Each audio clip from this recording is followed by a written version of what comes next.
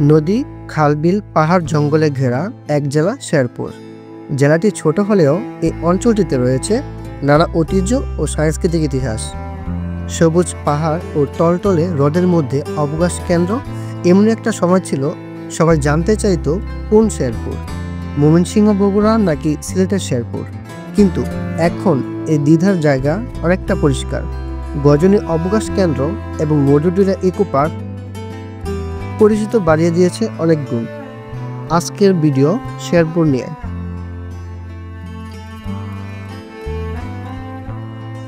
আসসালামু আলাইকুম, শুভ সকাল। সবাই কেমন আছেন? আসলে সবাই অনেক ভালো আছেন। আজকে চলে আসছি ঢাকা থেকে শেরপুরে। আর শেরপুরে সকালবেলা আসেই যাব হচ্ছে মায়াবী লেক, কিন্তু রাস্তাঘাট চিনা যায় না। একজনকে জিজ্ঞাসা করছিলাম, ভুল ইনফরমেশন দিছে, এই কারণে চলে আসছি নাকুগাঁও স্থলবন্দর। একবারে এটা হচ্ছে বাংলাদেশের বর্ডার, আর ওই পাশে হচ্ছে ইন্ডিয়া, আর এই পাশে নদী গেছে একটা, কি নদী তা বলতে পারি না। তো মায়াবী লেকে যাবো আপাতত, যেখানে এখানে আসছি, তো আশেপাশে একটু ঘুরতেছি। আর শেরপুরে আমরা যা যা দেখবো সবকিছু এই ভিডিওতে থাকবে, তো আশা করি সবাই ধৈর্য সহকারে দেখবেন।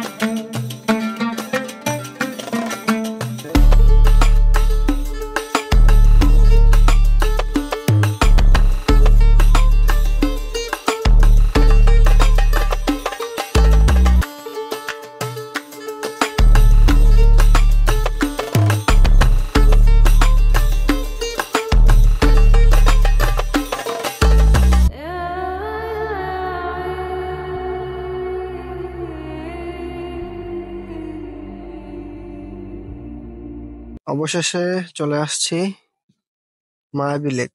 এটা হচ্ছে এই পাশে নদী একটা, আর মায়াবী লেকটা হচ্ছে আরো ভিতরে থেকেই পাহাড় দিয়ে হেঁটে হেঁটে যেতে হবে। তো মোটামুটি হচ্ছে প্রায় 10 থেকে 15 মিনিটের মতো হাঁটতে হবে, হাঁটি। আর শেরপুর হচ্ছে এই জায়গাটা।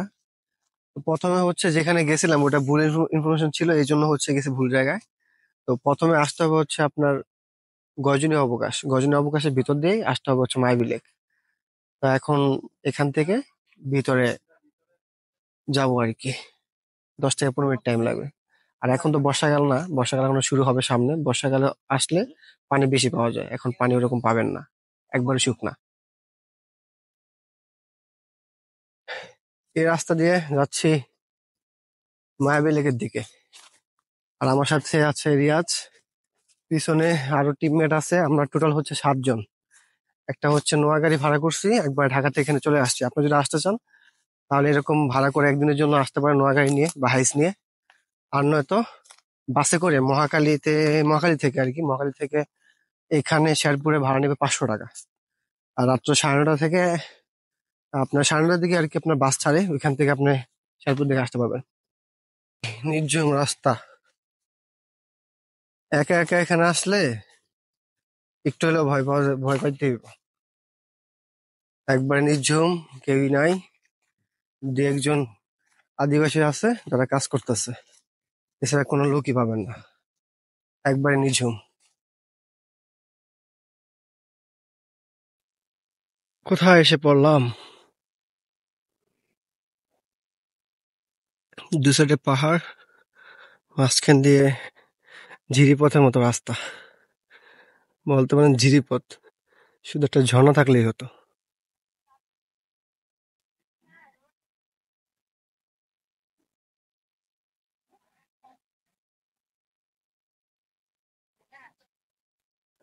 অবশেষে চলে আসলাম মায়াবী লেক। এই লেকটা এখন কোনো পানি নাই, একবারে শুকনো। যদি আপনারা হচ্ছে বর্ষাকালে আসেন তাহলে পানি দেখতে পারবেন। আর আপাতত এটা চারপাশে পাহাড় আর মাঝখানে এই সৌন্দর্যটা দেখেন, খুবই অসাধারণ।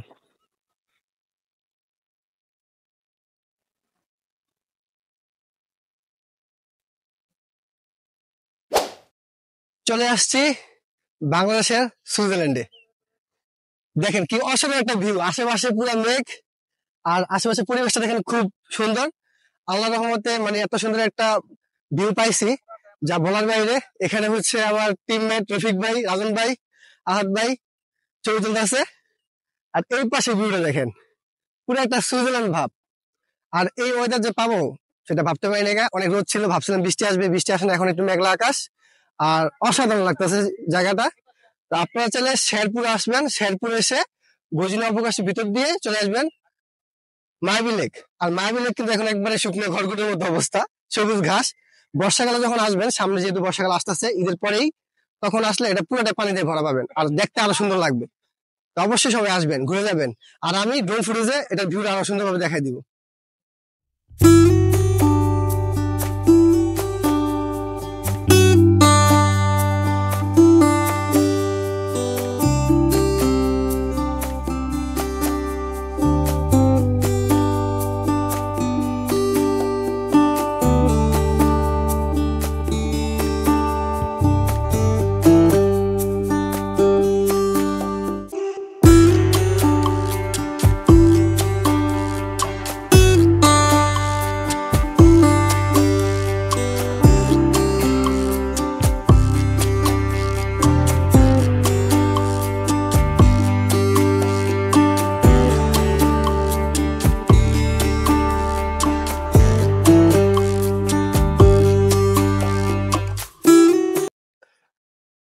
এই সামনে হচ্ছে আমার টিমমেট সবাই যাচ্ছে আগে আগে, আর আমি পিছন দিয়ে আসতেছি। আরো কিছুক্ষণ থাকতাম, কিন্তু আকাশ যেহেতু মেঘলা, তো যদি বৃষ্টি চলে আসে অবস্থা খারাপ হয়ে যাবে।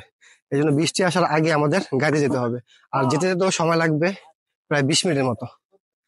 তো চলুন যাওয়া যাক গাড়িতে, তারপরে নতুন কোনো গন্তব্যে যাব।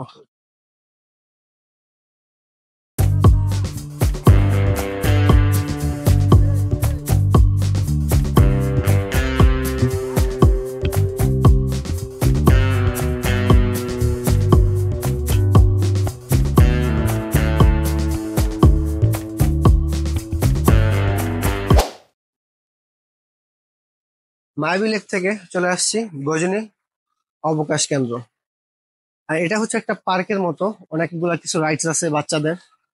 আর এখানে আপনার বোট ভাড়াও নেওয়া যায়, বোট আছে এখানে। তো গজনী অবকাশের কেন্দ্রের টিকিট ফি হচ্ছে 300 টাকা। আমরা হচ্ছে নোয়াগাড়ি নিয়ে আসছিলাম, 7 জন আসছিলাম, টোটাল 300 টাকা। এরপরে হয়তো 1-2 জন আসলে মনে হয় আরো কিছুটা কমে টিকিট পাওয়া যায়, এটা শিওর আমি বলতে পারতেছি না। আর আসতে না আসতে এখানে বৃষ্টি নেমে গেছে, তাই এখন বের হয়ে যে দেখবো কিছু সে দেখতে পারতেছি না, আপাতত এখানেই দাঁড়ায় আছি। আর এই যে সামনে একটা ছোট একটা ভিউ, বৃষ্টি কমলে সুন্দর করে আশেপাশে জায়গাটা কিভাবে কি কি কি আছে না আছে, রাইডস গুলো সবকিছু আমি দেখানোর চেষ্টা করবো। তো সবাই একটু অপেক্ষা করেন।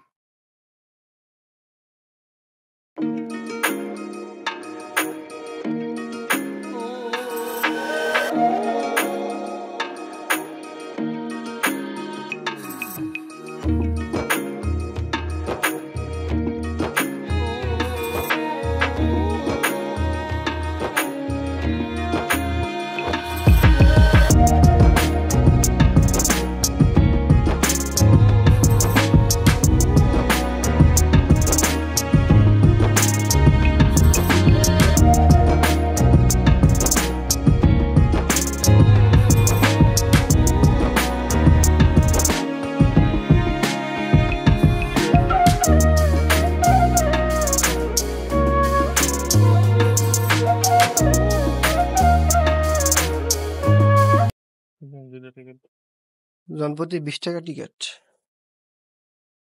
এটা পরিদর্শন করার জন্য। এই যে প্রবেশ করলাম, জাস্ট এটা পরিদর্শন করার জন্য 20 টাকা টিকিট। আর বৃষ্টি হয়েছে মাত্র, সেজন্য ভিউটা অসাধারণ। তো বৃষ্টি একটু আগে শেষ হলো, আর আশেপাশটা অনেক বিশাল জায়গা এরিয়া, পুরোটা ঘুরে দেখতে পারবো কিনা জানি না। কারণ একটু এই যে লেক সাইডে আসছে, এই যে এখানে বোটে রাইডস করা যায়। আর এখানে প্রবেশ মূল্য হচ্ছে 20 টাকা করে। হ্যাঁ, 20 টাকা প্রবেশ করে এখানে হাঁটবেন আর কিছু ছবি তুলবেন, মানে আর এখানে আই লাভ গজনী এটা লেখা আছে। তো জায়গাটা এখন যেহেতু বৃষ্টি আসছে, আর বৃষ্টি আসার পর কিন্তু সবকিছু একটা পরিষ্কার থাকে, নিট এন্ড ক্লিন একটা ভাব থাকে, তো এই জন্য আরো বেশি সুন্দর দেখা যাচ্ছে। তো ভালো লাগতেছে আর কি, পরিবেশটা পুরাই ঢাকা থেকে খুব কাছেই, 163 কিলোমিটার দূরে হচ্ছে এই শেরপুরের জায়গার অবস্থান। তো আপনারা চাইলে একদিনের সময় করে ঘুরে যেতে পারেন। আর আজকে যেহেতু বৃষ্টি আসছে, তো মনে হয় না যে বেশি কিছু দেখতে পারবো, কারণ আবার যদি বৃষ্টি নামে তাহলে কিছু দেখাতে পারবো না এরকম ভাবে। তো যতটুকু চেষ্টা করবো, যতটুকু ইচ্ছা, মানে মানে যতটুকু পারি আর কি আপনাদেরকে দেখানোর জন্য। আর ওই যে রাইডস আছে কিছু ছোটখাটো, অত বেশিও রাইডস নাই, মোটামুটি আর কি। আর মেইন কথা হচ্ছে জায়গাটা আসলে খুব সুন্দর।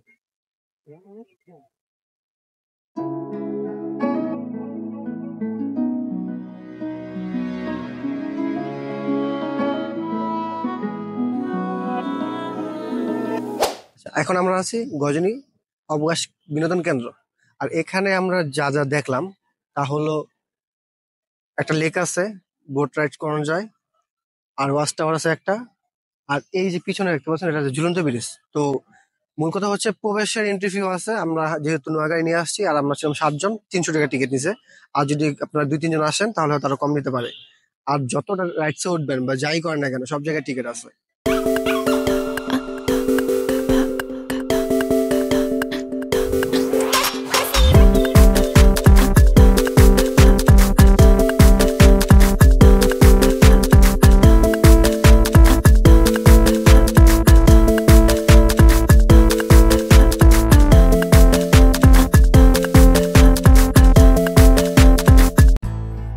গজনী অবকাশ কেন্দ্র ঘোরা শেষ করে আমরা চলে যাই মধুটিলা ইকো পার্কে। আর ওইখানে যে তেমন কিছু দেখতে না পেরে কিছুটা হতাশ হয়ে চলে যাই ঢাকার উদ্দেশ্যে। আর এর মাঝে কিছু সময় ধান ক্ষেতের সৌন্দর্য দেখে মুগ্ধ হই, আর ওই সময় কিছু ড্রোন শট নিয়ে নেই। তো এই ছিল আজকের ভিডিও। সবাই ভালো থাকবেন, সুস্থ থাকবেন, এই কামনা করছি। আল্লাহ হাফেজ।